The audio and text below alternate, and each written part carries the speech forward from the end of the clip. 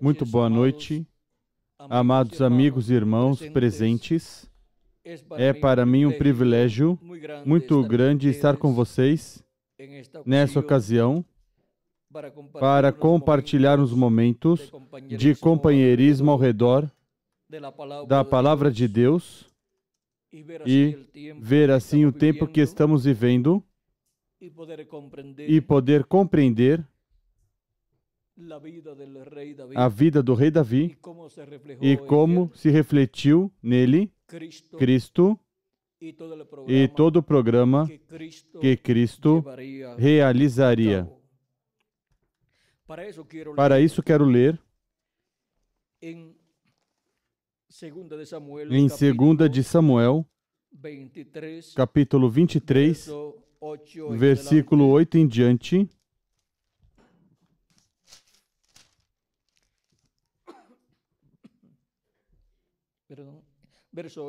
Versículo 8 em diante, onde diz: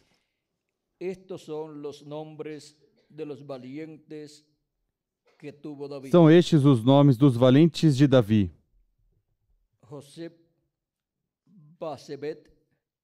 Josebe-Basebete, filho de Taquemoni, o principal de três. Foi este que, com a sua lança, matou a 800 de uma vez. Seria valente? Depois dele, Eleazar, filho de Dodô, filho de Aoi, entre os três valentes que estavam com Davi, quando desafiaram os filisteus ali reunidos para a peleja, enquanto os homens de Israel se retiravam.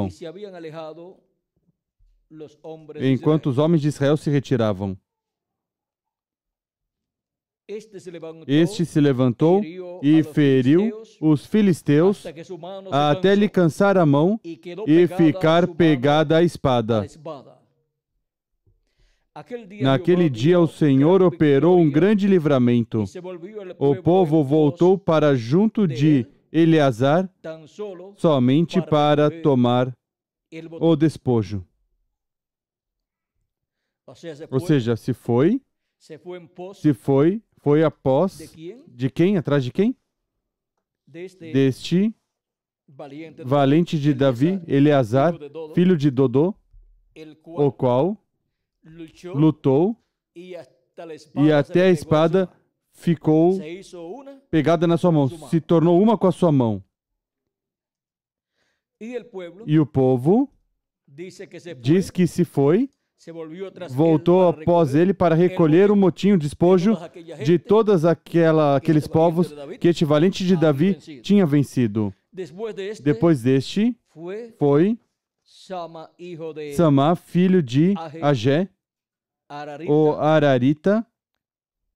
Esse foi o terceiro dos valentes, dos três primeiros valentes ou principais valentes.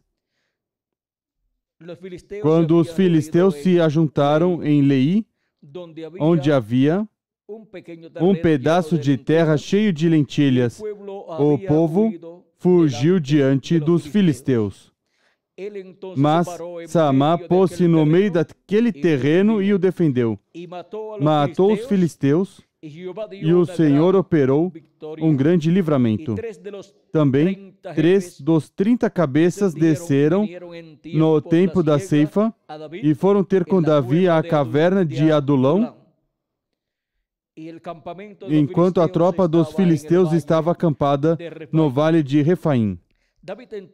Nessa ocasião, Davi estava no lugar forte e a guarnição dos filisteus em Belém.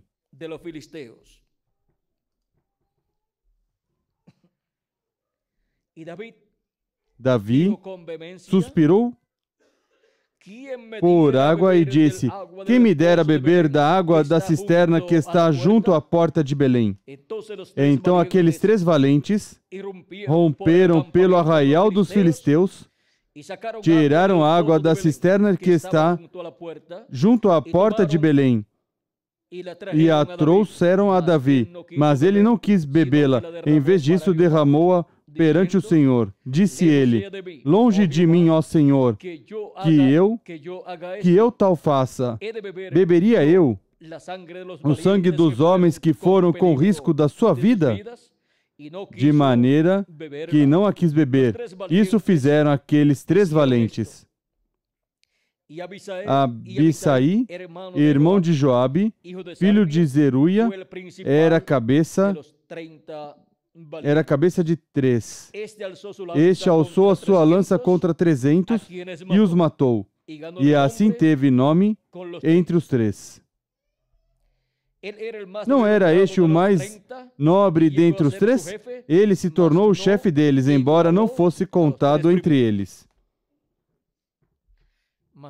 Mas não igualou, não foi contado entre eles, os 3 primeiros, ou seja, não igualou a José, Bezebel, Bezebete, que era filho de Taquemônio, principal de 3. Nem igualou a Eleazar, filho de Dodô, nem também se igualou a Samá, filho de Agé, o Ararita. Nosso tema é o mistério da fé nos valentes do filho de Davi. Podem sentar, queiram ter a bondade.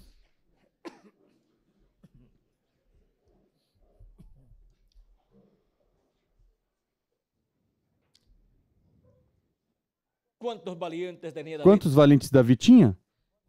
Quantos eram, Miguel?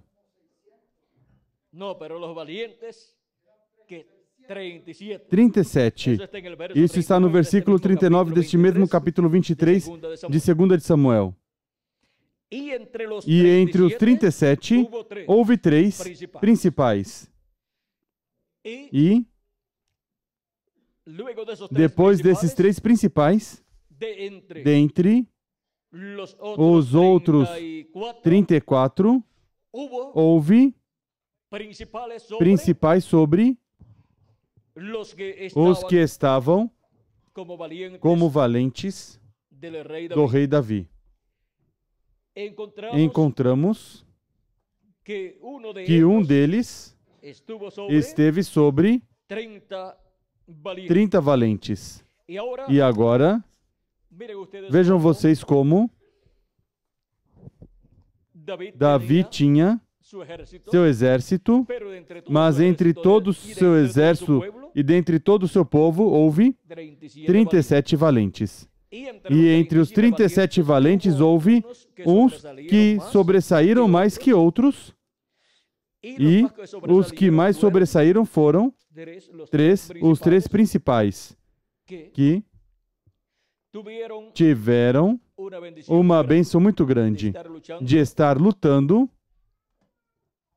ao lado de Davi, braço a braço com Davi, reconhecendo a unção de Deus que estava no rei Davi.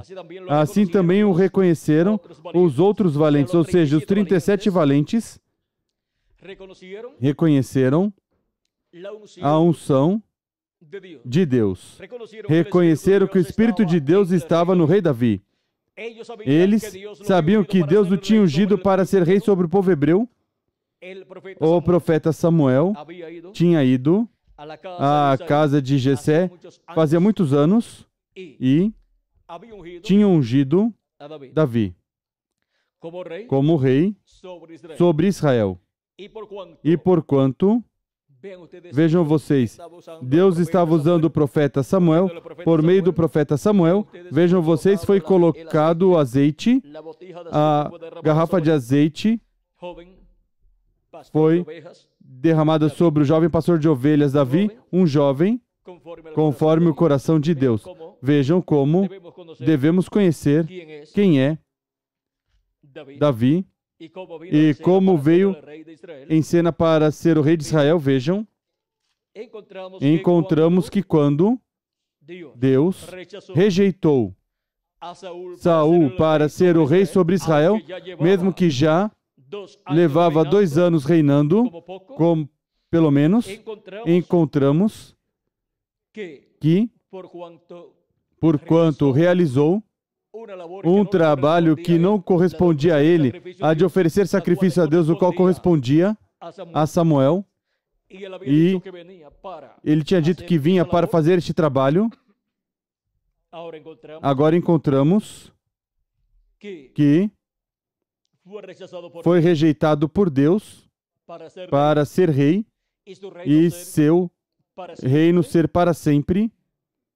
Vejam, como diz aqui, no capítulo 13, versículo 11 em diante de 1 Samuel, diz: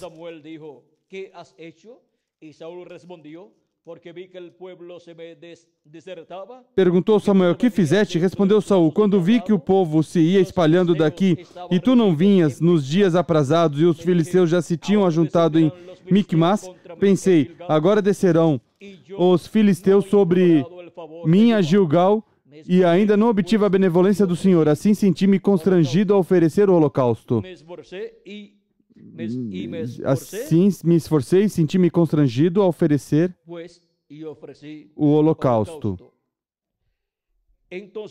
Disse Samuel a Saul: procedeste neciamente em não guardar o mandamento que o Senhor teu Deus te ordenou, pois o Senhor teria confirmado o teu reino sobre Israel para sempre.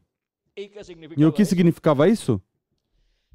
Que o glorioso reino milenial não seria Cristo se sentando sobre o trono de Davi, mas sobre o trono de quem? De Saul. E Cristo, em sua primeira vinda, não teria vindo por meio da descendência de Davi, mas por meio de quem? Da descendência de quem? De Saul. Vejam toda a bênção que perdeu com essa ação o rei Saul. Mas agora, porém, não subsistirá o teu reino. Por isso foi que depois passou o reino às mãos de Davi. Diz: agora, porém, não subsistirá o teu reino. O Senhor já buscou para si um homem segundo o seu coração. E seguramente quando soube que Deus tinha buscado um homem segundo o seu coração, estava desejoso de encontrá-lo. Para quê? Para matá-lo. Para que Deus não pudesse reinar por meio desse varão, por meio do coração de Deus, mas que tivesse que continuar usando Saul. Ao invés de dizer: pois eu quero conhecer esse varão para ajudá-lo em tudo, para que ele reine, e eu melhor ser seu ajudante. Mas não pensou dessa forma, porque há pessoas que estão fazendo um trabalho para Deus e não fazem corretamente, e também não querem que venha uma pessoa e faça para Deus, e bloqueiam o trabalho da outra pessoa. Mas não deve ser assim.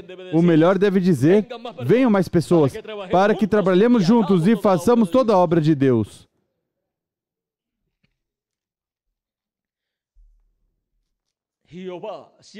O Senhor já buscou para si um homem segundo o seu coração, e já lhe ordenou que seja príncipe sobre o seu povo, porque não guardaste o que o Senhor te ordenou. Agora vejam como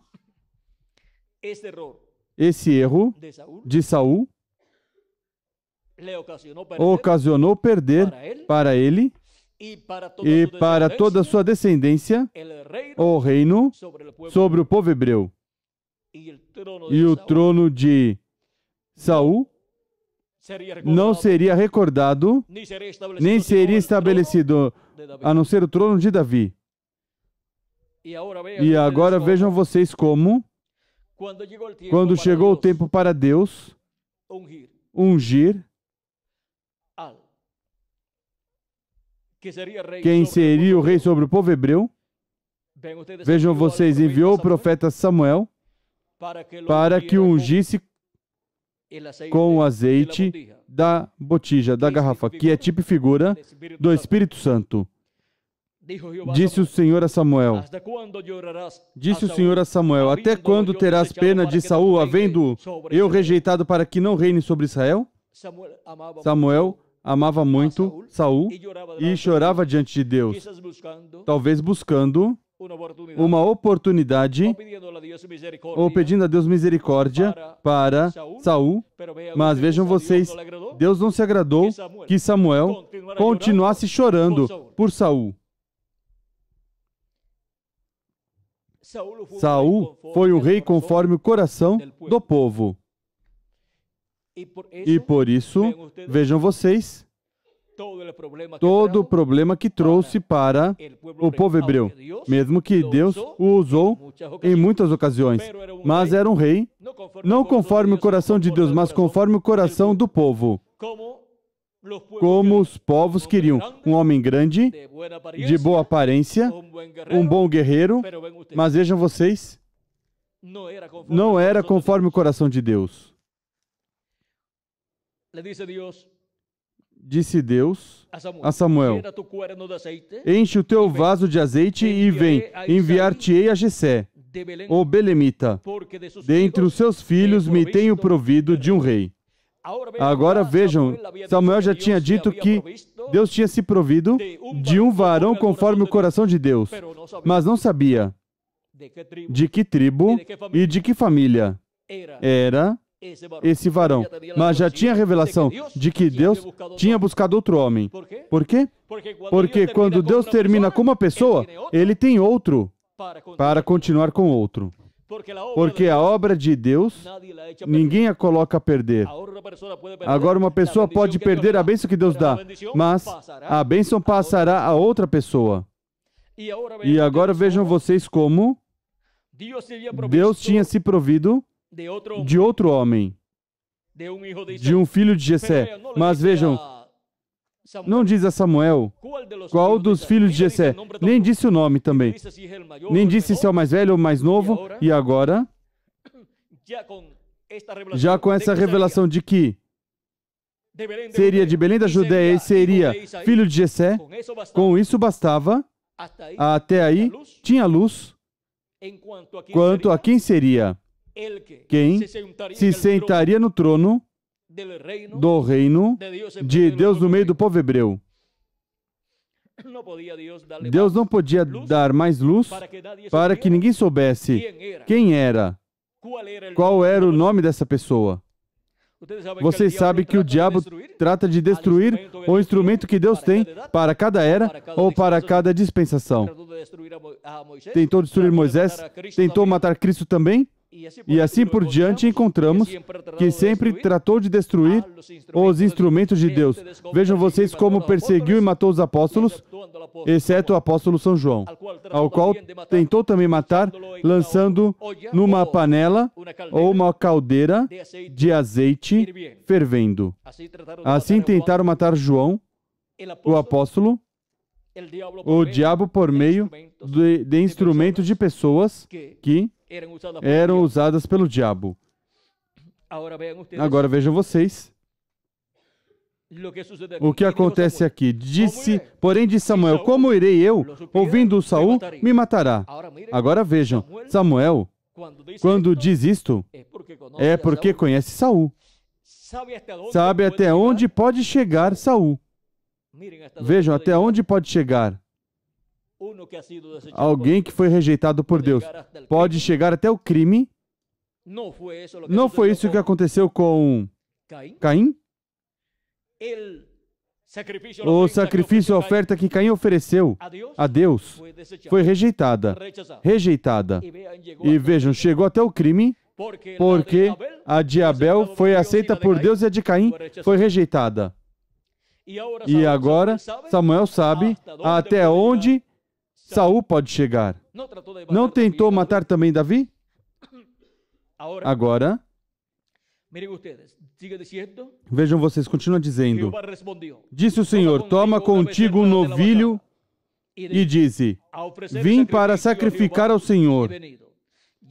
Convidarás a Jessé para o sacrifício e eu mostrarei o que hás de fazer. Ungir-me-ás a quem eu te disser.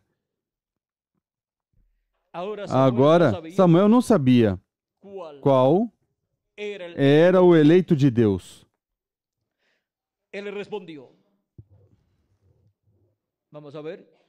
Vamos ver. Fez Samuel o que dissera o Senhor. Quando chegou a Belém, os anciãos da cidade lhe saíram ao encontro tremendo. Por quê? Porque eles sabiam que se Samuel vinha para trazer juízo ou maldição sobre Belém, isso aconteceria. E agora perguntam e disseram: é de paz a tua vinda? Respondeu ele: é de paz. Vim sacrificar ao Senhor. Se encheram de alegria em seguida as pessoas de Belém da Judeia. Consagrai-vos e vinde comigo ao sacrifício. Então ele consagrou a Jessé e a seus filhos e os convidou para o sacrifício. Entrando eles, Samuel viu a Eliabe e pensou: certamente está perante o Senhor o seu ungido.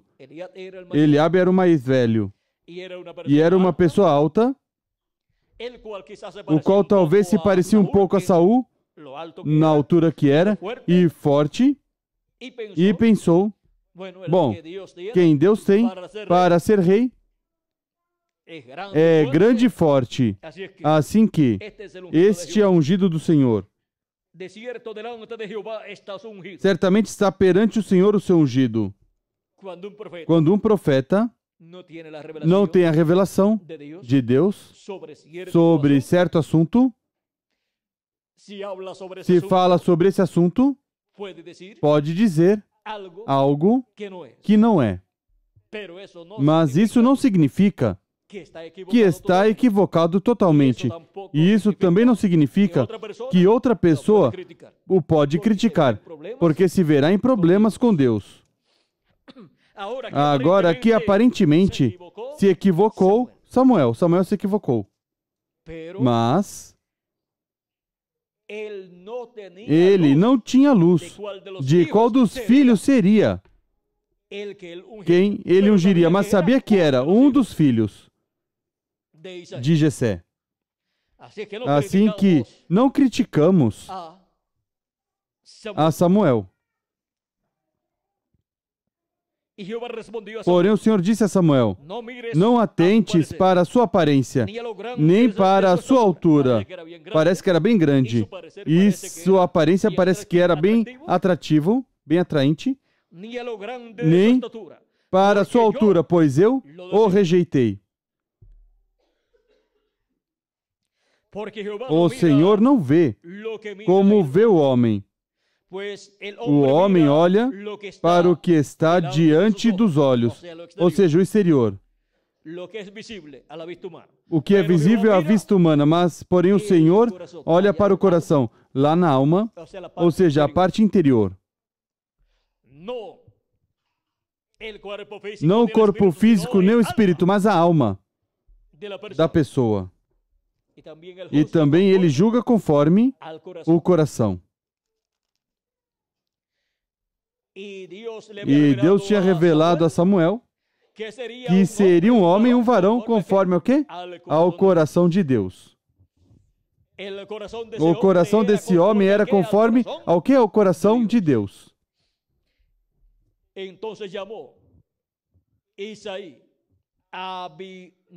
Então chamou Jessé a Abinadab e o fez passar diante de Samuel, o qual disse: nem a este escolheu o Senhor. Aqui Samuel já disse, parece que a coisa não é o que meus olhos podem ver e pensar que é correto, mas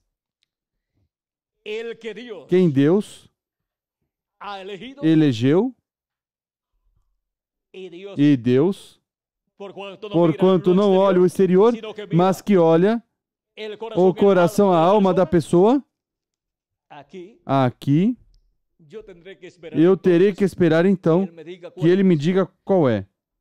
E agora diz, nem a este escolheu o Senhor. Então Jessé fez passar a Samá, porém Samuel disse, tampouco a este escolheu o Senhor. Assim fez passar Jessé a seus 7 filhos diante de Samuel. Mas Samuel disse a Jessé, o Senhor não escolheu a estes.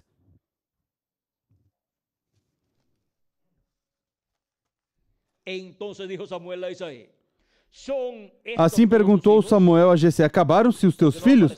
Porque não aparecia mais nenhum. Respondeu Jessé, ainda falta o menor, que está apacentando as ovelhas. Era um pastor. Disse Samuel, manda chamá-lo. Não nos assentaremos à mesa até que ele chegue. Então mandou buscá-lo e o fez entrar. Ele era ruivo, de belos olhos e de boa aparência. Disse o Senhor, levanta-te e unge-o. É este mesmo. Assim tomou Samuel o vaso de azeite e ungiu no meio de seus irmãos. E daquele dia em diante o Espírito do Senhor se apoderou de Davi. Então Samuel se levantou e foi para Ramá. Agora vejam vocês como um que não aparecia no quadro quando estavam ali os 7 filhos de Jessé, seria quem apareceria no quadro e seria ungido por rei de Israel. Vocês sabem a história da descendência ou da ascendência de Davi? Não da descendência, mas da ascendência. Quando vamos buscando para cima, de onde vem Davi? Olha, aqui está, veja, aqui está. Diz no capítulo 2 de 1 de Crônicas, diz, estes são os filhos de Israel: Rubem, Simeão, Levi, Judá, Issacar, Zebulon, Dan, José, Benjamim, Naftali, Gade e Aser. Os filhos de Judá foram Onã e Selá. Estes 3 lhe nasceram da filha de Sua, a cananeia. O primogênito de Judá, foi mau aos olhos do Senhor, pelo que o matou. Ou seja, Jeová o matou. Tamar, nora de Judá, lhe deu à luz a Pérez e a Zerá. Judá teve ao todo 5 filhos. Os filhos de Pérez foram Esrom e Amul. E os filhos de Zerá, Zinri. Vamos ver. E os filhos de Zerá, Zinri, Etã, Emã, Calcol e Dara. 5 ao todo. O filho de Carmi foi Acar, o perturbador de Israel, que pecou no anátema. O filho de Etã, Azarias. Os filhos que nasceram a Esrom foram Jerameel, Rão e Quelubai.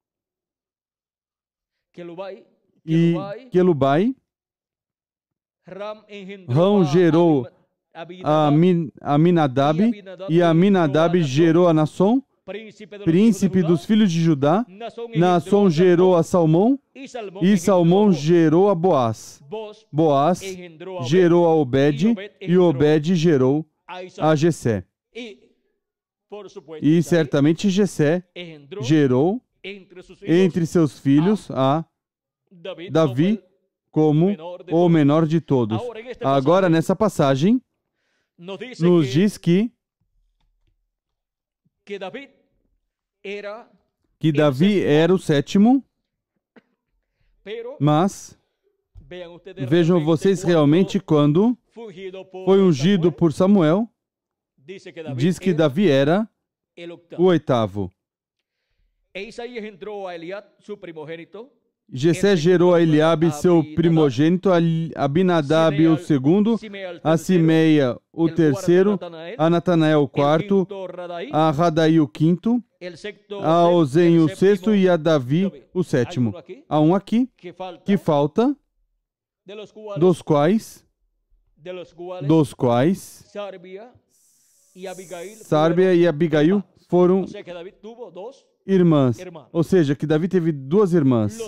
Os filhos de Zeruia foram três: Abisai, Joabe e Azael. Três. Estes eram também dos valentes do rei Davi.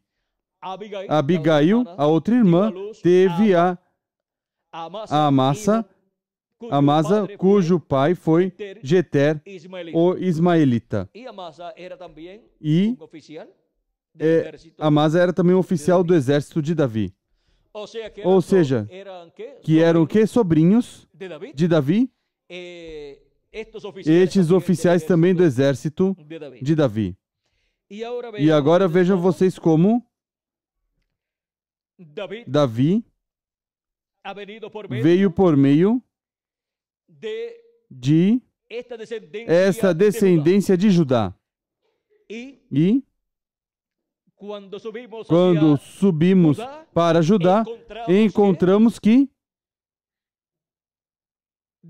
de Judá nasceram dois filhos que foram por meio de Tamar, sua nora, e foram Pérez e Zerá. E da linha de Pérez foi que veio a linha ou ascendência de Davi.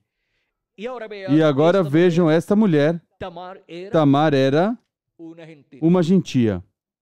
E antes de Tamar, vejam vocês, vamos ver, ou depois de Tamar, em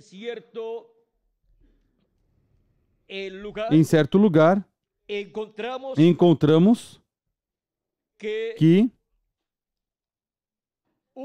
um desta linha se casou com uma mulher chamada Raabe. De Jericó era, Miguel? De Jericó, que foi quem? Foi a que se casou com Salmão. E vejam vocês como essa linha, aqui está, São Mateus capítulo 1, versículos, vamos ver, versículo 4 em diante, se querem, ou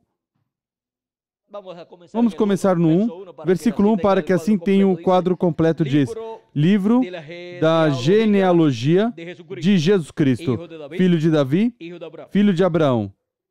Abraão gerou a Isaque, Isaque gerou a Jacó, Jacó gerou a Judá e a seus irmãos. Judá gerou de Tamar a Pérez e a Zerá. Pérez gerou a Esrom, e Esrom gerou a Arão. Arão gerou a Aminadab, a Aminadab gerou a Nasson, Nasson gerou a Salmão, Salmão gerou de Raabe a Boaz. Ou seja, que a mãe de Boaz era Raabe, aquela gentia de Jericó, que não tinha muito boa fama, mas vejam vocês, se colocou do lado do povo hebreu, cuidou, guardou aqueles espias e entrou no pacto divino. E sua vida foi corrigida e se tornou parte do povo hebreu. E se tornou, vamos ver aqui, vamos ver se foi bisavó ou avó de Davi. Salmão gerou de Raabe a Boaz. Boaz gerou de Ruth a Obed. Obed gerou a Jessé. Vamos ver aqui como podemos ver aqui. Jessé gerou ao rei Davi. Vamos ver. Obed foi avô de Davi. Boaz foi bisavô de Davi. E Salmão foi tataravô, que chama? Tataravô de Davi. E, consequentemente, Raabe foi a tataravó do rei Davi. E, se continuarmos para cima, vamos ver, Tamar foi a tatara. Por aí, a avó, não sei como chamariam. É preciso seguir até, continuar até chegar aí e diríamos, vamos ver aqui.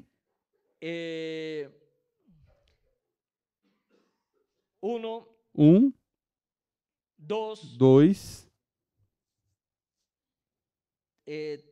3, 4, 5, 6, 7, como a sétima tataravó, por aí mais ou menos, de Davi. Gentia também. Bom.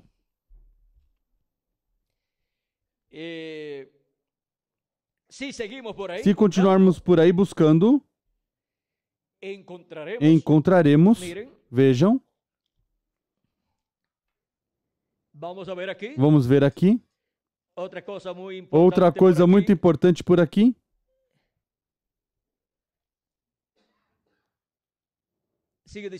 continua dizendo, e Boaz gerou de Ruth a Obed.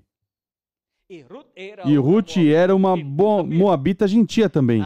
Assim que a avó de Davi era a esposa de Obed. E a bisavó de Davi era Ruth, gentia também. Ou seja, que nessa linha tem quantas avós, tataravós e tataravós? Tem 3. E se continuarmos buscando por aí, não encontraríamos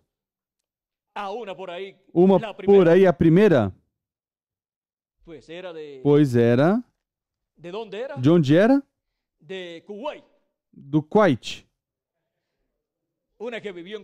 Uma que vivia no Kuwait. Assim que vamos deixar isso quietinho aí. Porque por aí vem gentios e hebreus também. Assim que podemos ver a relação que há entre os gentios e os hebreus pela linha do rei Davi.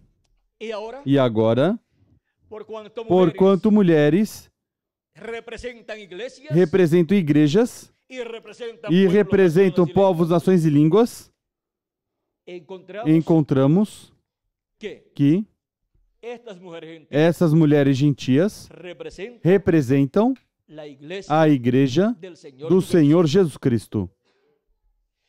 E, consequentemente, encontramos que Cristo, por meio da sua igreja, esteve tendo filhos e filhas de Deus. E Cristo sendo o herdeiro ao trono de Davi, a casa de Davi, ou seja, a descendência de Davi por meio de Cristo, é a que com Cristo governará, reinará durante o reino milenial e por toda a eternidade. E vejam a relação que há entre hebreus e gentios. Cristo nasceu no meio do povo hebreu e, consequentemente, encontramos que por nascimento foi hebreu por nascimento. Mesmo que, ao vir do céu, nem é gentil, nem é hebreu. Mas, porquanto toda pessoa que nasce numa nação é cidadão dessa nação. E vem pela descendência de Davi. O nascimento do nosso amado Senhor Jesus Cristo. Vejam como, por meio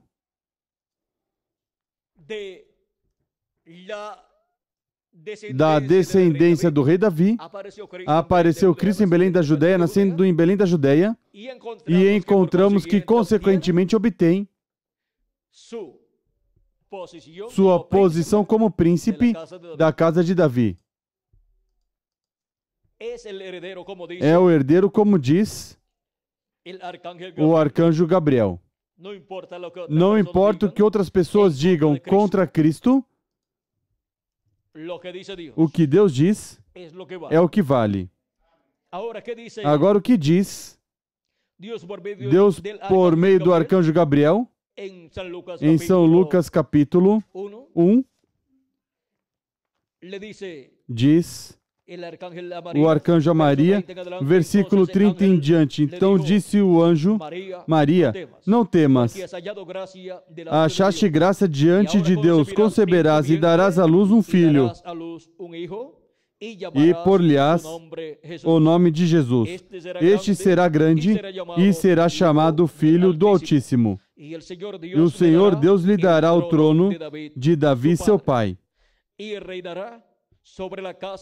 Ele reinará eternamente sobre a casa de Jacó, e o seu reinado não terá fim. Quem diz o arcanjo Gabriel que se sentará sobre o trono de Davi? A criança que nasceria da Virgem Maria. Ele é o herdeiro ao trono. E agora, encontramos que o povo hebreu leva milhares de anos sem um rei sobre o trono de Davi. Mas para o último dia, Cristo estará reclamando o seu trono, o trono de Davi, porque ele, quando morreu, ressuscitou e subiu ao céu, se sentou no trono do Pai no céu. Mas Cristo tem seu trono aqui na terra, e é o trono de Davi, ao qual ele é herdeiro como filho de Davi. Para isso, Cristo tem que se manifestar como o leão da tribo de Judá, como Rei dos Reis e Senhor dos Senhores em sua obra de reclamação, onde está incluído a reclamação do trono de Davi. O povo hebreu está na expectativa, porque já eles dizem que sobre a terra tem que estar o Messias. E há cartazes que colocaram no meio do povo hebreu, onde leem, bem-vindo o Messias. Assim, em muitas ocasiões, escreveram ou colocaram nas ruas, porque estão esperando a vinda do Messias, a vinda do ungido, porque Messias ou Cristo significa ungido, ou ungido com o Espírito de Deus, com o Espírito Santo, para se sentar no trono de Davi. Esse trono leva milhares de anos que esteve sem ocupar, não esteve ocupado. Mas o povo hebreu está desejoso por vê-lo ocupado e sabem que é para o tempo final, para o último dia, que o trono de Davi será reclamado e será ocupado. E eles estão esperando esse grande evento. Neste ano, ou neste tempo, nasceu no meio do povo hebreu uma bezerra vermelha, e para muitos dos hebreus é sinal da vinda do Messias. É sinal, é um sinal espiritual para o tempo final. E para o estabelecimento do reino do Messias no meio do povo hebreu. Diz que, desde que o templo de Jerusalém foi destruído, daí em diante não tinha nascido no meio do povo hebreu uma bezerra vermelha. Recordem que era uma bezerra vermelha aqui era sacrificada e queimada, e depois tirava essa bezerra já queimada completamente e preparavam a água da separação, a água da purificação. E agora eles estão em expectativa, esperando algo grande da parte de Deus.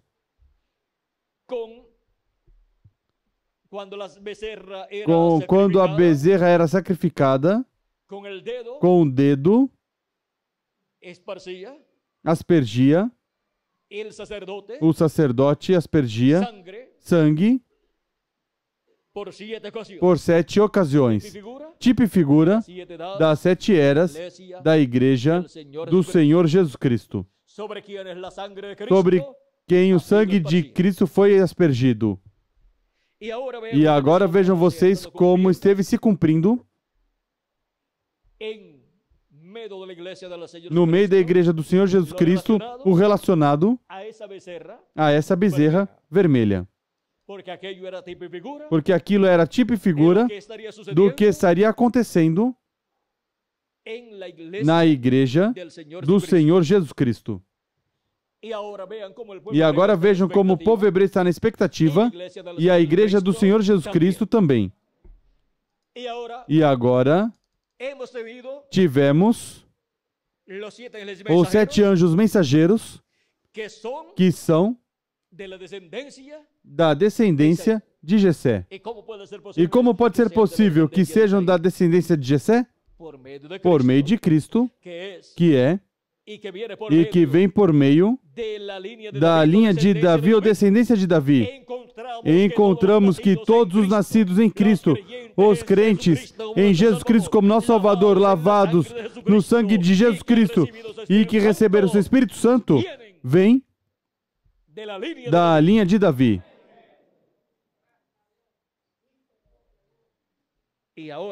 E agora vejam vocês como a casa de Davi está composta com seres humanos que pertencem ao corpo místico do Senhor Jesus Cristo, porque Deus prometeu que restauraria, levantaria a casa de Davi, o tabernáculo de Davi que estava caído.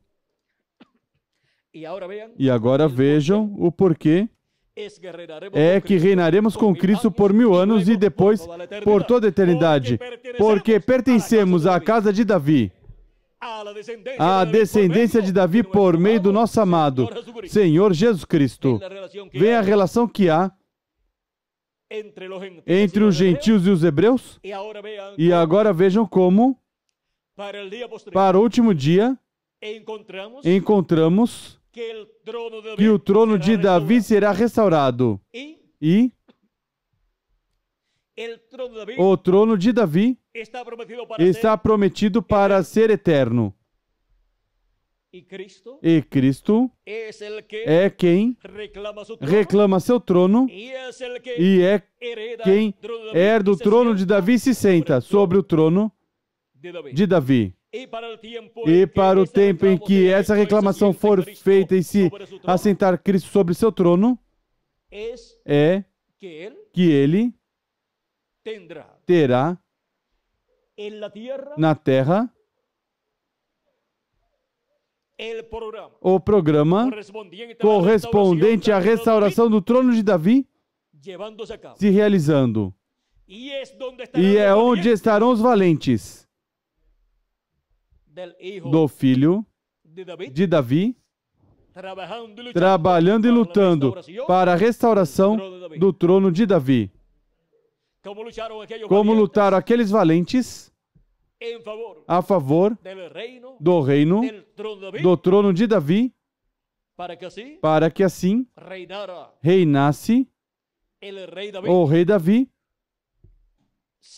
sendo vencedor dos seus inimigos. E agora, para o último dia, é que isto se converte em uma realidade no programa divino.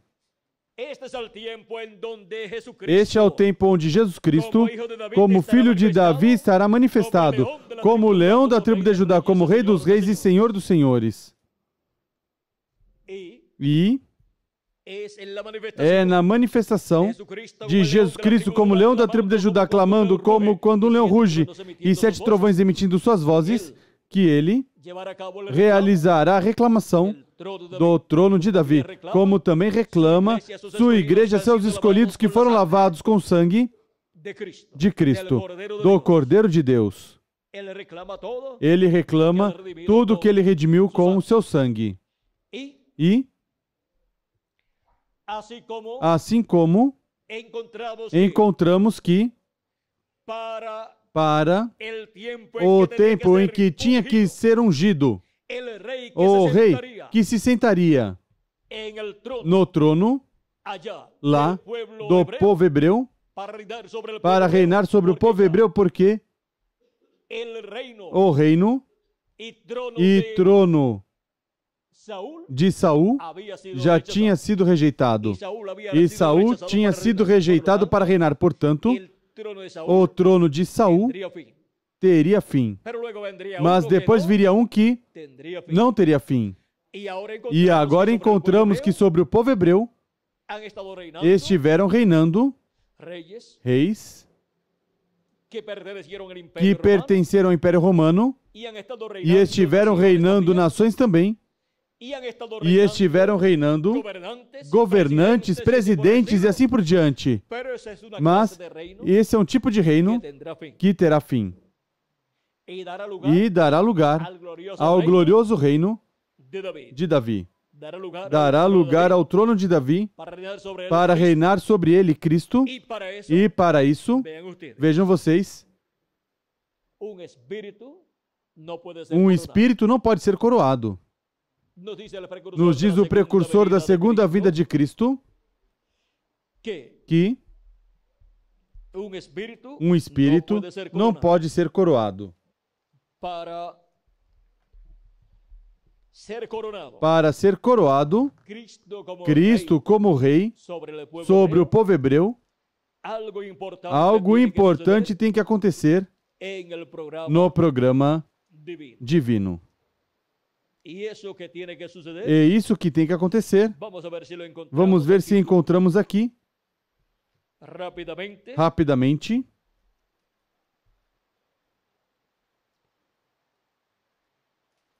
Vamos a buscar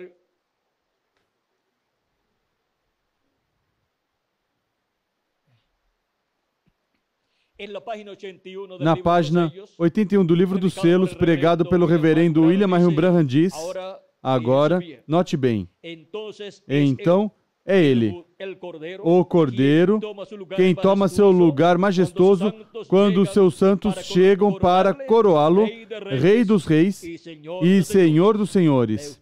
Vê você? Em Apocalipse capítulo 10, versículo 6, vemos que o tempo se acaba.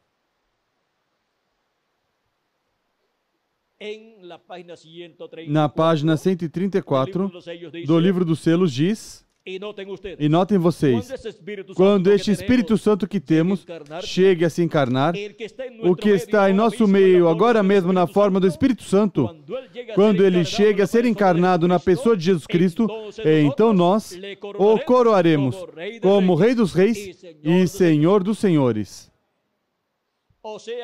Ou seja, que para ser coroado como Rei dos Reis e Senhor dos Senhores, tem que o Espírito Santo, Jesus Cristo em Espírito Santo, ser manifestado em carne humana. Tem que vir manifestado em carne humana. No Livro dos Selos, página 131, em espanhol diz, e agora Jesus, seu nome sobre a terra, foi Jesus o Redentor, porque ele foi o Redentor quando esteve sobre a terra, mas quando conquistou o inferno e a morte, os venceu e subiu, e então recebeu um novo nome. Por isso é que gritam e fazem tanto ruído e não recebem nada. Será revelado nos trovões.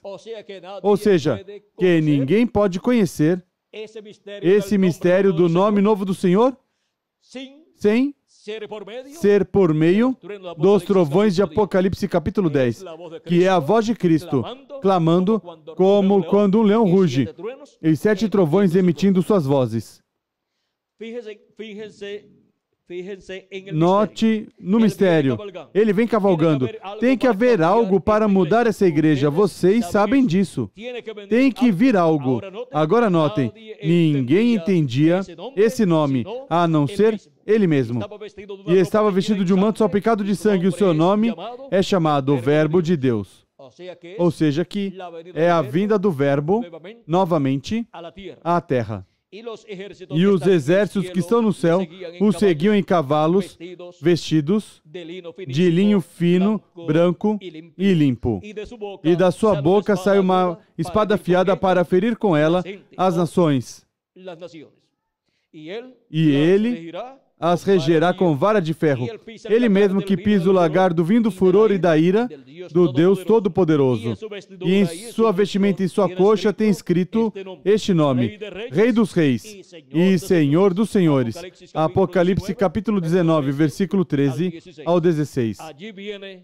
Aí vem o Messias. Ali vem o Messias, ali é onde está. Ou seja, o Messias é ungido. E agora, na página 277, diz, o reverendo William Branham orando diz: pedimos que o Espírito Santo venha agora mesmo, o cavaleiro do verdadeiro cavalo branco, enquanto o seu espírito, o Espírito de Cristo, entre em confronto com o anticristo, e ele chame os seus. Quem é o cavaleiro do cavalo branco de Apocalipse? O Espírito Santo, o Espírito de Cristo, ou seja, Jesus Cristo em Espírito Santo. Ele veio em cada era, manifestado em cada anjo mensageiro, mas não veio em nenhum momento como Rei dos Reis e Senhor dos Senhores. Ele veio em sua obra de redenção em cada uma das eras da Igreja Gentia e para o último dia é que algo muito importante estará acontecendo, onde o cavaleiro do cavalo branco de Apocalipse, que é o Espírito Santo, virá encarnado, ou seja, manifestado em carne humana como Rei dos Reis e Senhor dos Senhores. E no livro dos selos, página 256, em espanhol, diz o reverendo William Branham: mas quando nosso Senhor aparecer sobre a terra, ele virá sobre um cavalo branco como a neve, e será completamente Emanuel, a palavra de Deus, encarnada em um homem. O que será? Apocalipse capítulo 19, versículo 11 ao 21. A vinda do Espírito Santo em carne humana. A vinda do Verbo, a palavra, em um homem. Encarnada, a palavra, o Verbo, em um homem. Em um homem do último dia. Porque não pode ser em um homem de uma era que já passou, porque isso não funciona para o nosso tempo. Tem que ser em um homem do tempo onde ele vem, como leão da tribo de Judá, como Rei dos Reis e Senhor dos Senhores em sua obra de reclamação. E assim como ele teve profetas mensageiros no Antigo Testamento, em cada dispensação e em cada era do passado, e teve na dispensação da graça 7 anjos mensageiros, nos quais Jesus Cristo em Espírito Santo se manifestou, mas em nenhum deles se apresentou Cristo como leão da tribo de Judá, como Rei dos Reis e Senhor dos Senhores, e como Filho do homem e Filho de Davi. Porque essa é a manifestação correspondente ao último dia. E assim como passaram os 7 filhos de Jessé, e nenhum deles era ungido, e o escolhido de Deus, também os 7 anjos mensageiros, nenhum deles não foi o escolhido para ocupar a posição de ser instrumento de Cristo em sua manifestação, como leão da tribo de Judá, como rei dos reis e senhor dos senhores, para vir o cavaleiro do cavalo branco de Apocalipse 19, o Espírito Santo encarnado em um homem. O sétimo anjo mensageiro, em uma ocasião, pensou que era ele, porque seguramente leu em 1 de Crônicas, capítulo 2, e aí viu que dizia que Davi era o sétimo. E qualquer pessoa, pois, o que busca é a bênção de Deus. E se há algo na Escritura de onde se agarrar para receber a bênção de Deus, você não vai se agarrar? Pois assim se agarraram os homens de Deus do passado. Jacó não se agarrou da bênção da primogenitura para receber a bênção de Deus? Pois nosso irmão Branham era um homem muito bom, muito humilde, muito simples, mas era uma pessoa muito sábia das bênçãos de Deus. E do que isso significa para a pessoa que recebe essas bênçãos de Deus, as quais tem que estar na Escritura. Mas essa bênção não correspondia a ele. Sabem que essa bênção, ele tentou agarrá-la, como todos os mensageiros de São Paulo também tentou agarrar essa bênção, quando tentou converter o povo hebreu a Cristo. Somente pode ser convertido o povo hebreu a Cristo na manifestação de Jesus Cristo em Espírito Santo, através de carne humana, no último dia, onde ele se manifesta como leão da tribo de Judá, como rei dos reis e senhor dos senhores, e como filho do homem e filho de Davi. E agora, vejam vocês, nenhum dos 7 anjos mensageiros foi o instrumento para essa manifestação de Jesus Cristo em Espírito Santo através de carne humana, através de um mensageiro na igreja do Senhor Jesus Cristo. O diagrama que o reverendo William Branham usou para a pregação da mensagem, a estatura de um homem perfeito, nos mostra 7 eras da igreja do Senhor entre os gentios durante a dispensação da graça. E aqui estão 7 anjos mensageiros que foram representados nos 7 filhos que Jessé teve, que passaram diante do profeta Samuel, e dos quais Samuel disse: a nenhum destes Deus escolheu, a nenhum deles. Deus escolheu para quê? Para sentar no trono, lá no meio do povo hebreu, o trono do reino de Deus no meio do povo hebreu. Mas depois veio o 8º, e somente o 8º cai na era 8ª. Não pode ser colocado na 7ª era, na era 7ª, e somente há um só profeta prometido para depois que terminam as 7 etapas ou eras da igreja gentia e o ministério dos 7 anjos mensageiros. E é um profeta para uma nova dispensação, para a 7ª dispensação, que é a dispensação do reino. É um profeta dispensacional que é 7 vezes ou 8 vezes maior do que um profeta de uma era.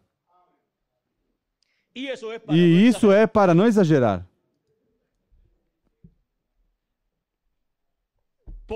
Porque teríamos que dizer é 14 vezes maior que um profeta de era. Por quê?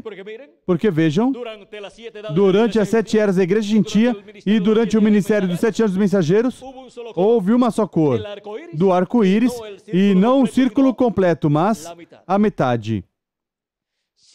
7 manifestações do Espírito Santo, mas sem o círculo completo. E depois, para a era da pedra angular, é a manifestação do pacto divino, do arco-íris, o círculo completo, com as 7 cores. Portanto, é uma manifestação que é 14 vezes maior do que a que houve em cada era. E, consequentemente, o ministério é 14 vezes maior do que o ministério que houve em cada era. E agora vejam vocês, Como para o último dia é que chega a era da pedra angular, a era oitava, e o 8 nos fala de infinito e de eternidade. Portanto, é uma era para toda a eternidade. E nessa era está o reino milenial e toda a eternidade. Nessa era está, então, o ministério correspondente à dispensação do reino, que é o ministério do profeta da dispensação do reino, que é enviado com a mensagem do evangelho do reino, mensagem que o povo hebreu receberá, porque a mensagem do evangelho do reino é a mensagem para o 7º milênio e, consequentemente, para o glorioso reino milenial de Cristo.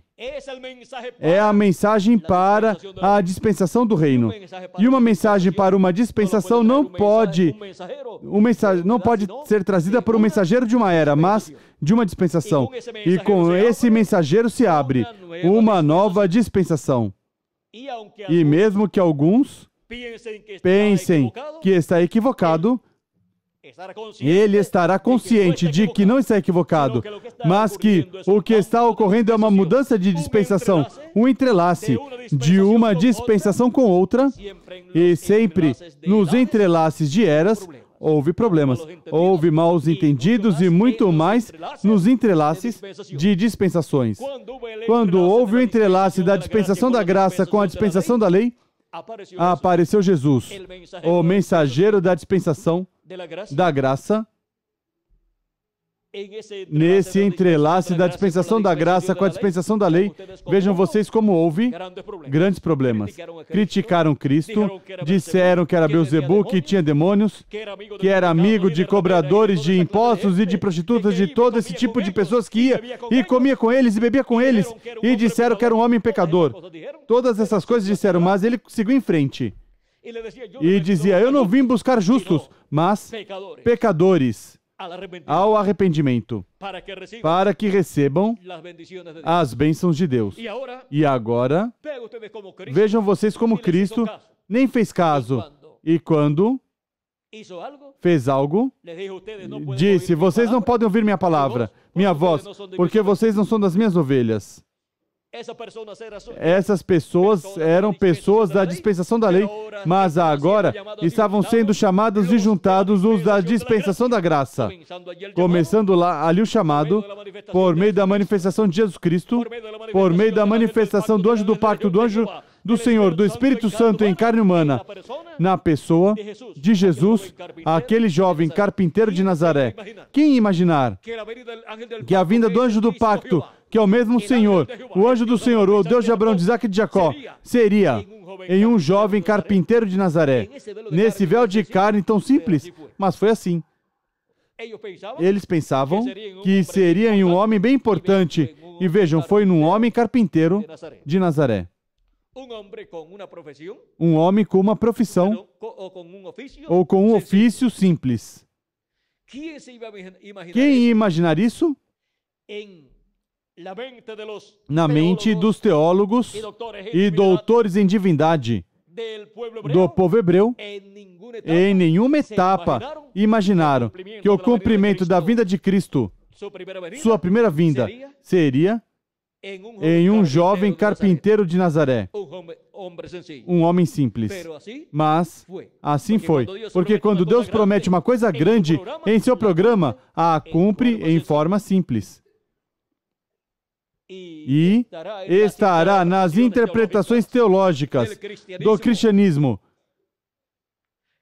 que a segunda vinda de Cristo será a vinda de Jesus Cristo em Espírito Santo, manifestado em carne humana em um homem? E isso não passa nem pelo pensamento mais longínquo dos doutores em divindade, dos doutores em teologia. Mas vejam, foi assim, 2000 anos atrás. Mas, o que diz o precursor da segunda vinda de Cristo? Quando nosso Senhor aparecer sobre a terra, Ele virá sobre um cavalo branco como a neve e será completamente Emanuel. Emanuel significa Deus conosco. será completamente Emanuel, a palavra de Deus, encarnada em um homem, ou seja, o Verbo vindo novamente em carne humana no último dia. Toda pessoa que quiser ver a vinda de Jesus Cristo para o último dia, estará vendo a vinda de Jesus Cristo em Espírito Santo, manifestado em carne humana, em um homem, do tempo final, do último dia no qual nós estamos vivendo.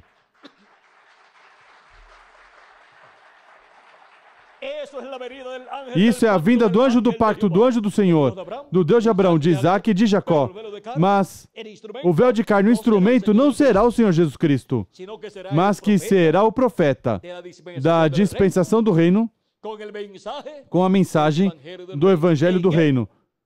Nele estará o anjo do Senhor, o anjo do pacto, que é Jesus Cristo em Espírito Santo, manifestado em carne humana, nos dando sua mensagem do Evangelho do Reino, e assim proclamando o ano,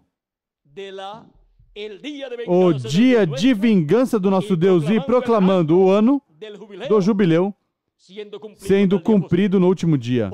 Porque a primeira parte do ano do jubileu foi cumprida na primeira vinda de Cristo, e a segunda parte é cumprida na segunda vinda de Cristo. O que foi a primeira vinda de Cristo? Pois a vinda do anjo do pacto, do anjo do Senhor, do Deus de Abraão, de Isaac e de Jacó, velado em carne humana, ou seja, encarnado, o Verbo, o anjo do pacto, Deus, com seu corpo teofânico, se manifestou em carne humana no véu de carne chamado Jesus de Nazaré. Isso foi a primeira vinda de Cristo. E agora, para o último dia, o que será a vinda de Cristo? Será a vinda do anjo do pacto, do anjo do Senhor. No princípio era o Verbo, e o Verbo estava com Deus, e o Verbo era Deus. Ele estava no princípio com Deus. Quem? O Verbo. Ou seja, quando se fala do Verbo, está se falando da Shequina, da coluna de fogo, que é a teofania, o corpo teofânico de Deus. E que, ao estar na sexta dimensão, pois a pessoa veria um homem da sexta dimensão.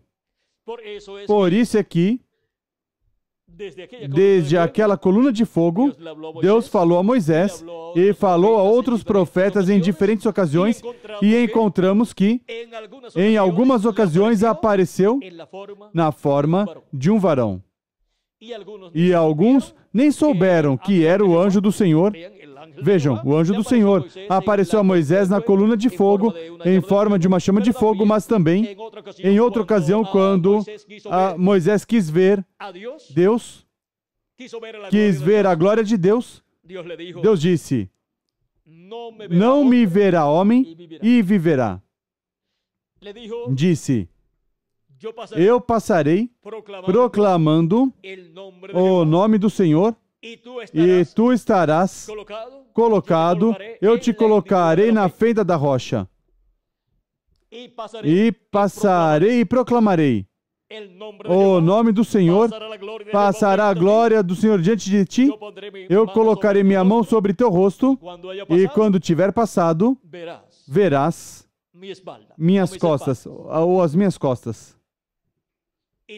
E tudo isso ocorreu, e quando Moisés esteve ali na fenda da rocha, que é tipo e figura das feridas de Cristo, encontramos que passou a glória de Deus, Deus proclamando o nome do Senhor, e depois Moisés viu as costas de Deus como as costas de um homem. E depois encontramos que Abraão também tinha visto Deus, manifestado em forma visível na forma de um homem, quando apareceu como Melquisedeque em uma ocasião, e depois quando apareceu como Elohim, antes da destruição de Sodoma e de Gomorra, e comeu com Abraão. E, para o último dia, o anjo do Senhor, o anjo do pacto, assim como apareceu naquelas ocasiões em forma visível, velado em seu corpo teofânico, E depois apareceu em carne humana, no véu de carne chamado Jesus, e era o Verbo. O Verbo, em carne humana, o Verbo se fez carne e habitou entre nós, diz São João capítulo 1, versículo 14. Para o último dia, novamente o Verbo habitará em carne humana no meio da sua igreja.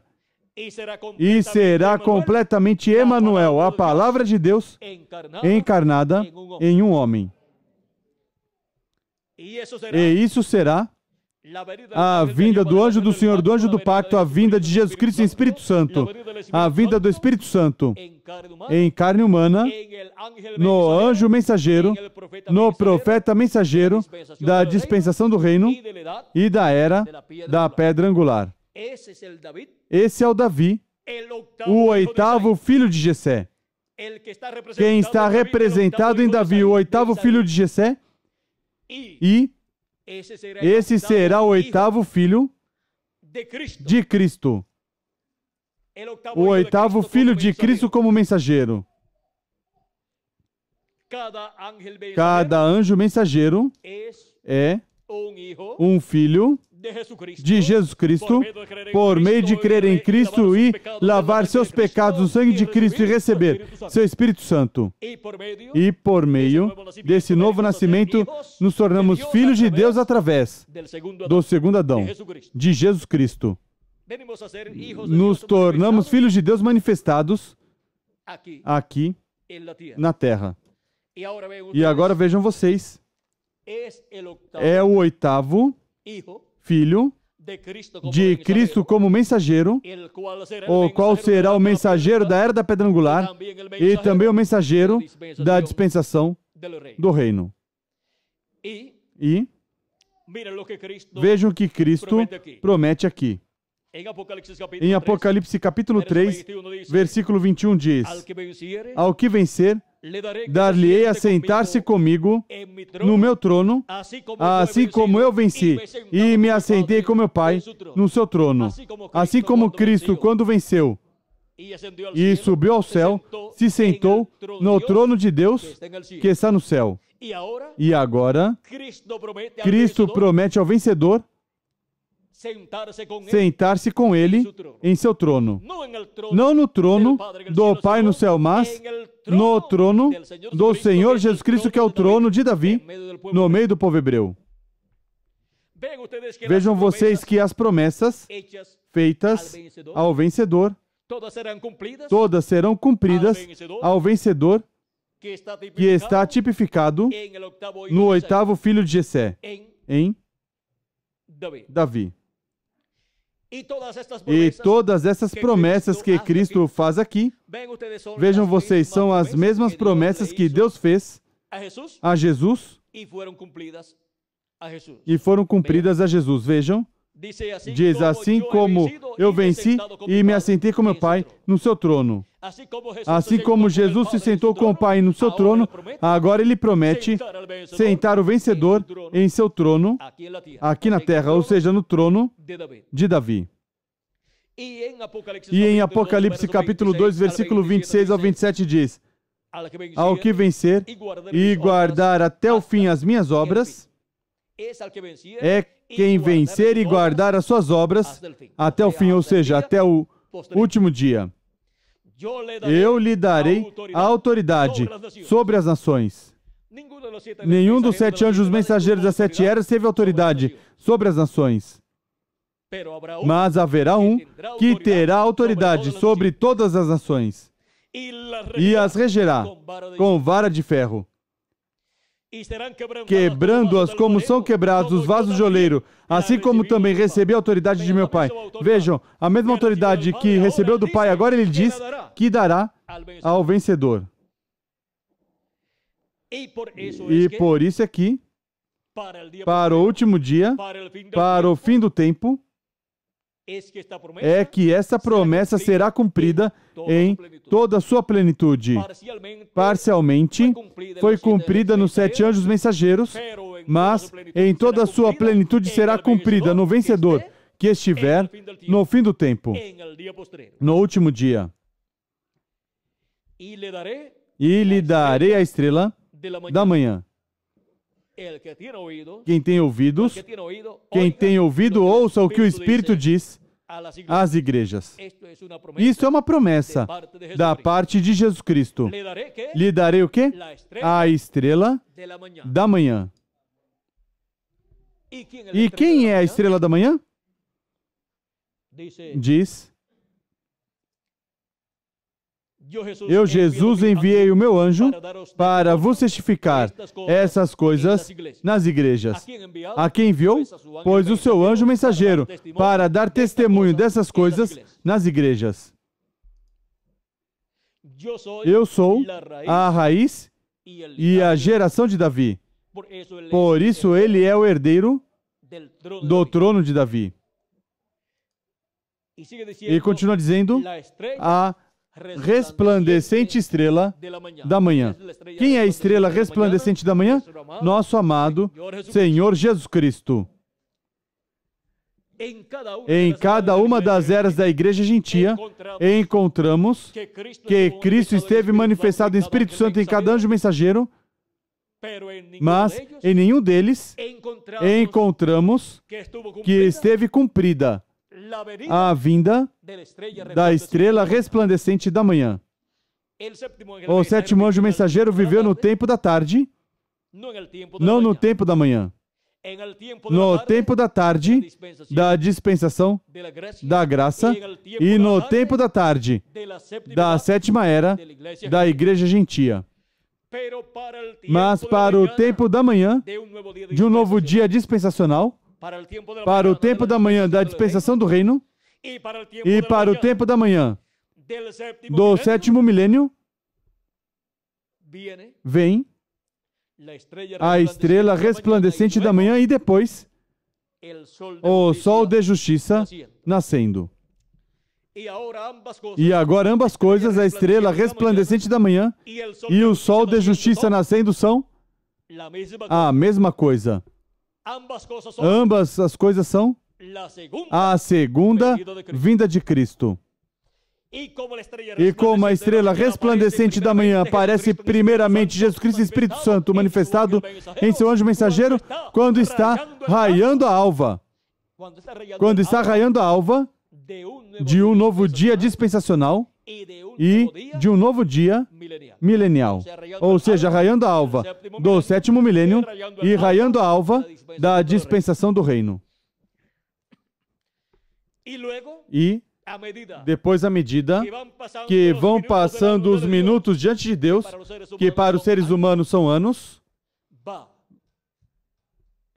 vai a luz do sol saindo e as pessoas olham na manhã, a isso de 5 da manhã, por aí em diante, onde vem a estrela resplandecente da manhã e começam a ver pelo leste, a luz do leste.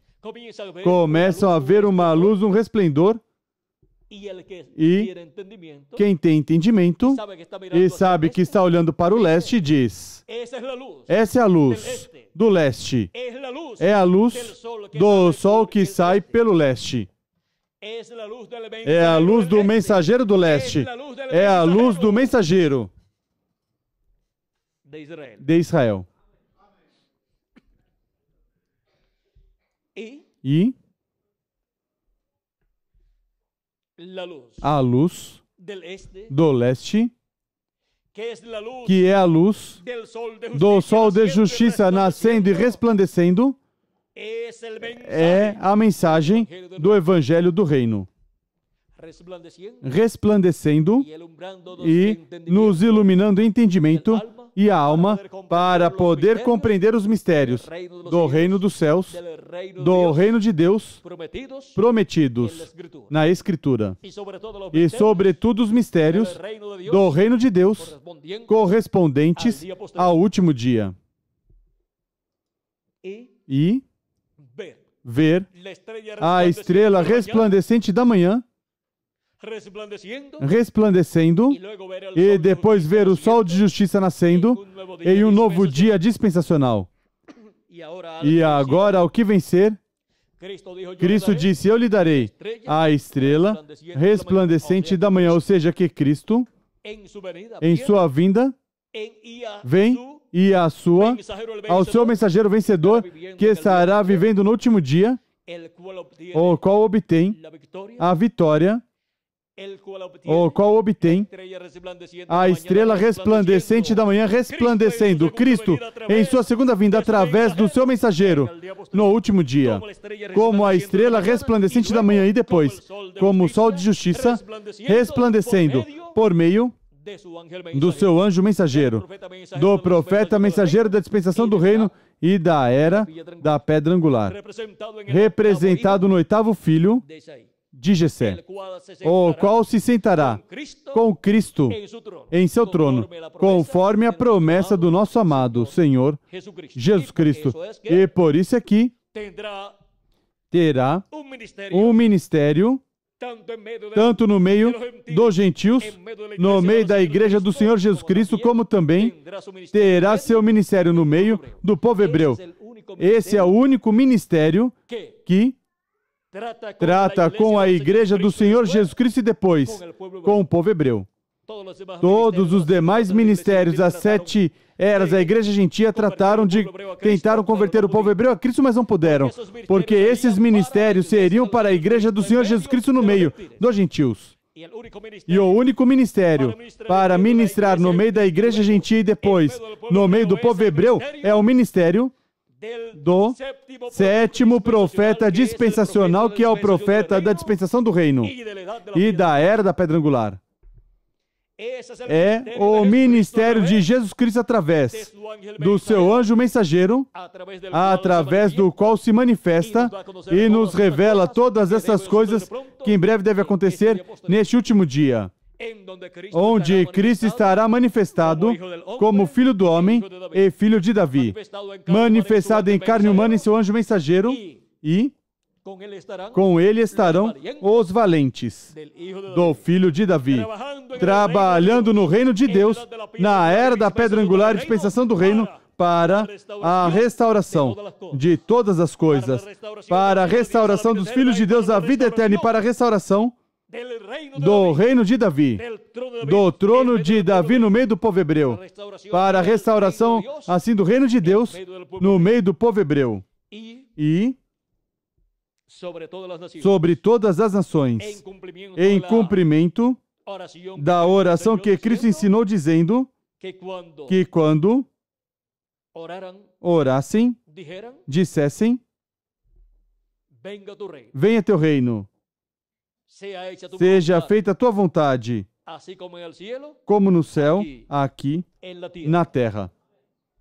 E com a vinda do reino de Deus e seu estabelecimento no meio do povo hebreu sobre todas as nações, a vontade de Deus, feita no céu, será feita também aqui na terra, porque será governado o povo hebreu e todas as nações por Cristo, e com ele estará o vencedor, que se sentará com ele no seu trono, e com ele estaremos todos, como reis e sacerdotes, reinando no glorioso reino do nosso amado Senhor Jesus Cristo,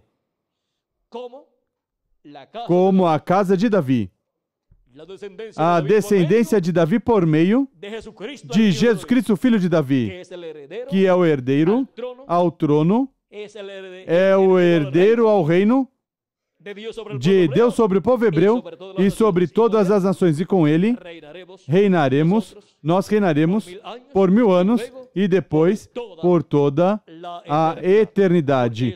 Por isso é que cremos em Cristo, lavamos nossos pecados no sangue de Cristo, recebemos o Espírito Santo de era em era, todos os membros do corpo místico de Cristo durante as 7 eras, e nessa era final, a era da pedra angular, era eterna, e vejam vocês, reinaremos com ele, porque somos reis e sacerdotes, nós e também os das eras passadas. E os mensageiros das 7 eras terão uma posição muito importante no glorioso reino do nosso amado Senhor Jesus Cristo. E também o anjo do Senhor Jesus Cristo, da era da pedra angular e dispensação do reino. Esse será o grupo principal do reino de Jesus Cristo, com o nosso amado Senhor Jesus Cristo. Assim que podemos ver todo este programa divino que está sob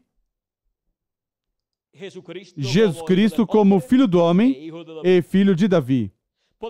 Podemos ver também os valentes do Filho de Davi, de Jesus Cristo, como Filho do Homem, Filho de Davi, que no último dia estará manifestado no 7º milênio, era da pedra angular e dispensação do reino. E agora onde estão?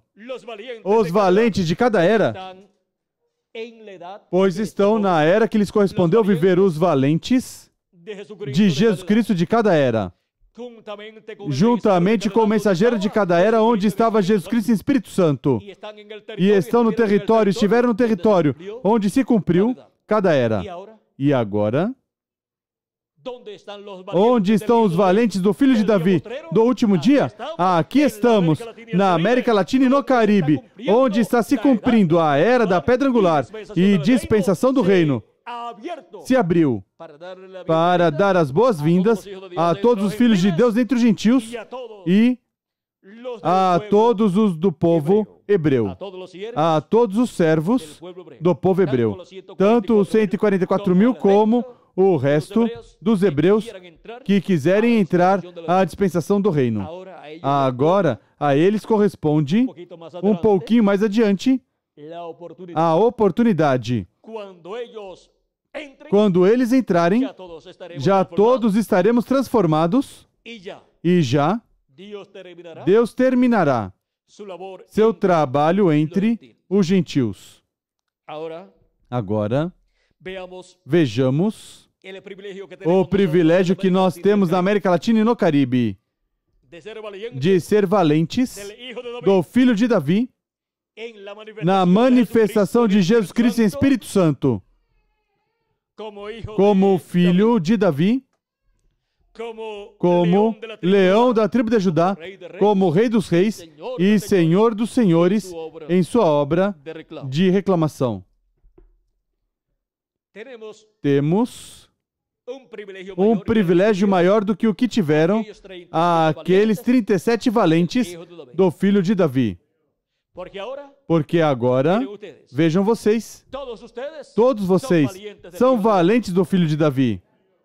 E em toda a América Latina e o Caribe há mais valentes do Filho de Davi dos que houve no tempo do rei Davi. E isso é para a restauração do trono de Davi, reino de Davi, no meio do povo hebreu e sobre todas as nações. Estamos no tempo mais glorioso de todos os tempos.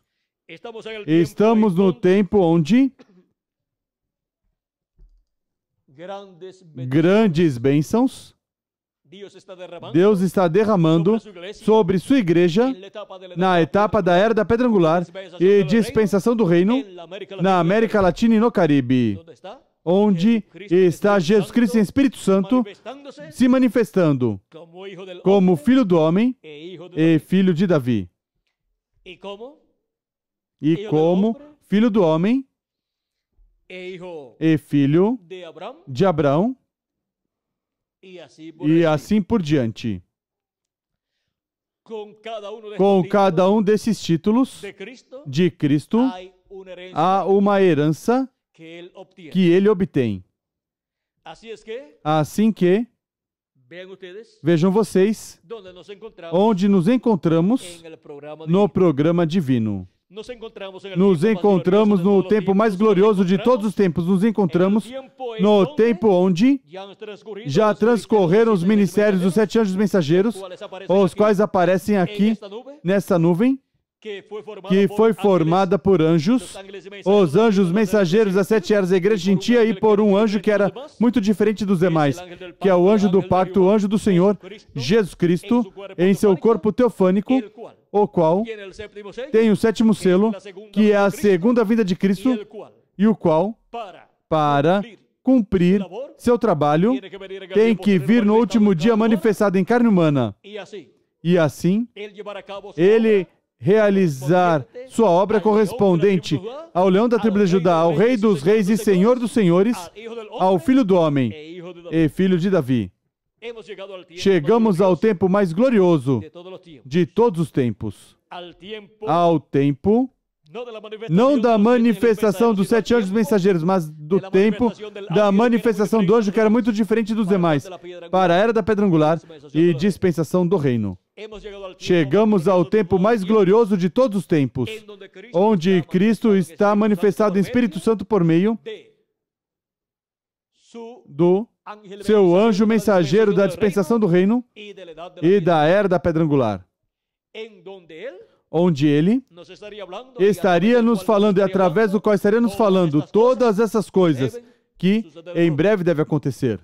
E assim, estaria nos abrindo os mistérios correspondentes ao último dia na era da pedra angular e dispensação do reino. Vejam o simples, que seria tudo no meio da igreja do Senhor Jesus Cristo. Quando Deus promete algo para a sua igreja, temos que ver para que era corresponde essa promessa. E as promessas correspondentes a essas eras foram cumpridas. E somente falta a ressurreição dos mortos em Cristo para os dessas eras e para alguns da era da pedra angular que se foram, porque seu tempo terminou aqui na terra. Mas todas as promessas, vejam vocês, que faltam por serem cumpridas e as que estão se cumprindo atualmente correspondem à era da pedra angular. E por isso aqui, ele chama seus escolhidos, os seus filhos, a sua igreja, a subir a era da pedra angular, a subir onde ele está falando a sua igreja, com essa grande voz de trombeta e revelando todas essas coisas que em breve devem acontecer, por meio do seu anjo mensageiro em Apocalipse capítulo 22, versículo 6 nos diz, que revela todas essas coisas que devem acontecer. Apocalipse 22, versículo 6 diz, e disse-me o anjo, essas palavras são fiéis e verdadeiras. E o Senhor, o Deus dos espíritos dos profetas, enviou o seu anjo para mostrar aos seus servos as coisas que em breve devem acontecer. A quem enviou? O seu anjo. Para quê? Para revelar as coisas que em breve devem acontecer. Porque toda revelação tem que vir por meio de um profeta mensageiro. Esse anjo mensageiro é o profeta mensageiro da dispensação do reino. Por isso é que vem revelando as coisas que em breve devem acontecer. Isso é o que os profetas de Deus sempre fazem, profetizam as coisas que hão de acontecer. E aqui ele vem revelando as coisas que hão de acontecer e vem identificando as que já aconteceram. Chegamos ao tempo final, ao último dia, onde Cristo disse que chegaríamos e receberíamos as bênçãos prometidas para o último dia. E onde estariam os valentes do Filho de Davi com uma fé viva em Jesus Cristo, como leão da tribo de Judá, como Rei dos Reis e Senhor dos Senhores em sua obra de reclamação, vendo, manifestado e escutando, nos revelando todas essas coisas que em breve devem acontecer. E assim, o mistério da fé dos valentes do Filho de Davi para o último dia estaria escondida na segunda vinda de Cristo, como leão da tribo de Judá, como Rei dos Reis e Senhor dos Senhores em sua obra de reclamação. Eles estariam vendo manifestado como o leão da tribo de Judá, como rei dos reis e senhor dos senhores em sua obra de reclamação.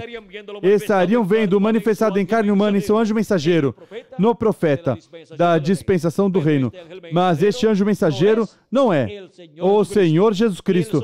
Ele somente é o instrumento, o véu de carne, onde Jesus Cristo, em Espírito Santo, se manifesta no último dia como Filho do Homem e Filho de Davi, como o leão da tribo de Judá, como Rei dos Reis e Senhor dos Senhores em sua obra de reclamação, e como o cavaleiro do cavalo branco de Apocalipse 19, que é a palavra encarnada em um homem. E esse homem tem que ser um profeta, porque a palavra vem a quem? Aos profetas de Deus. Porque não fará nada do Senhor sem que antes revele os seus segredos aos seus servos, os profetas. Amós, capítulo 3 e versículo 7.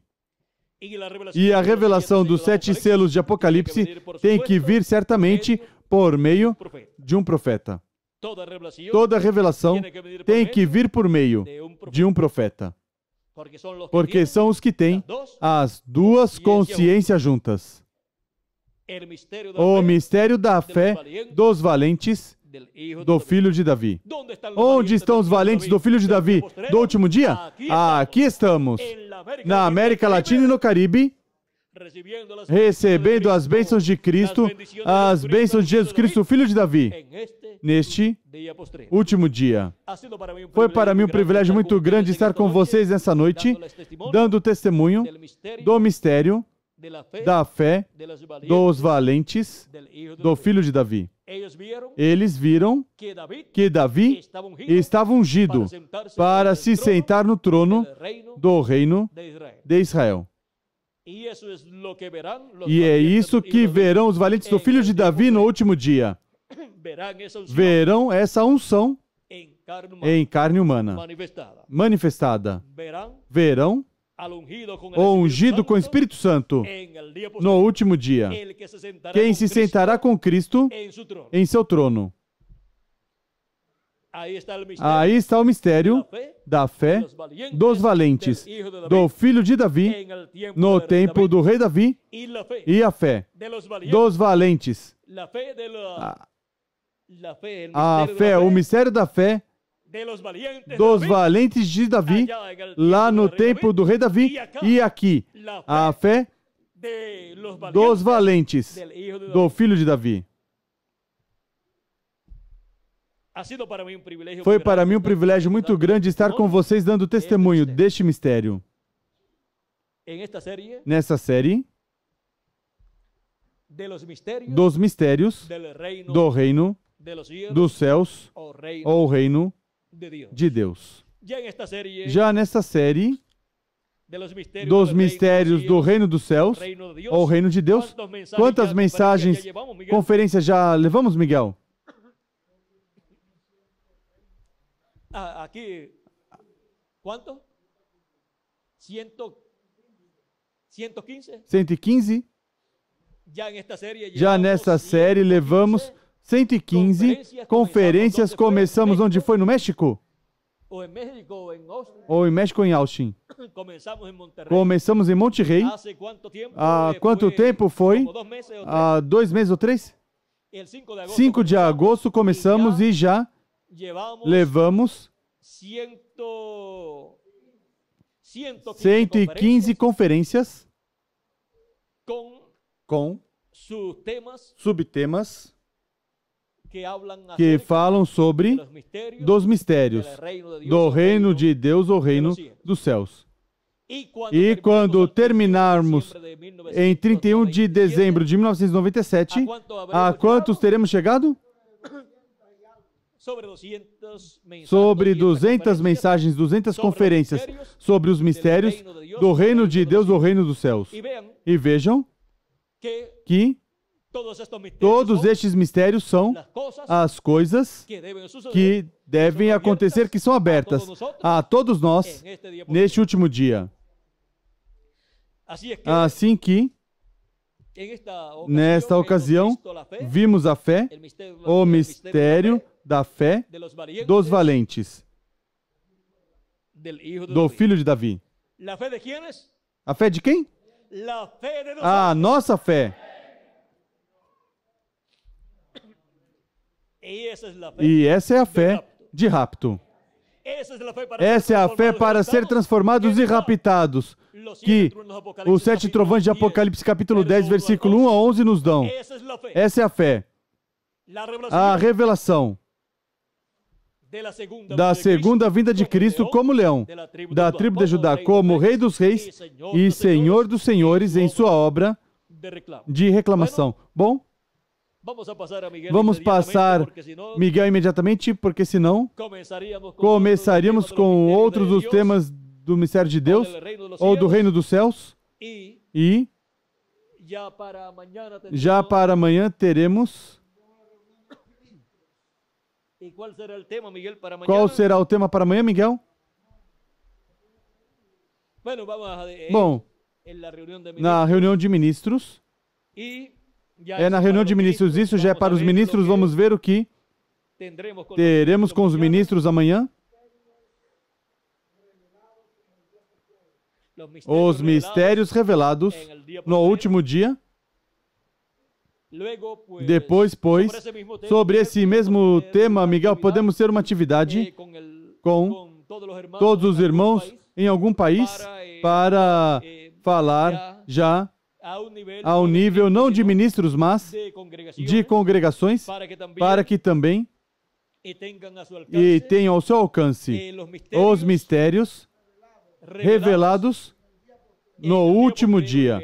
E vejamos todos esses mistérios que foram revelados no último dia, na era da pedra angular e dispensação do reino, e os que faltam por serem revelados.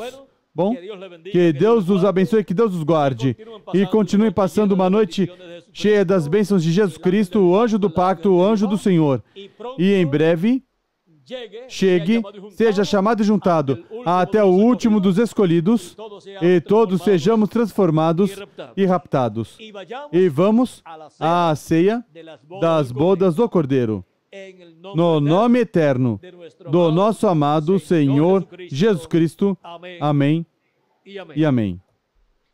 Conosco, Miguel Bermudes Marim. Deus os abençoe.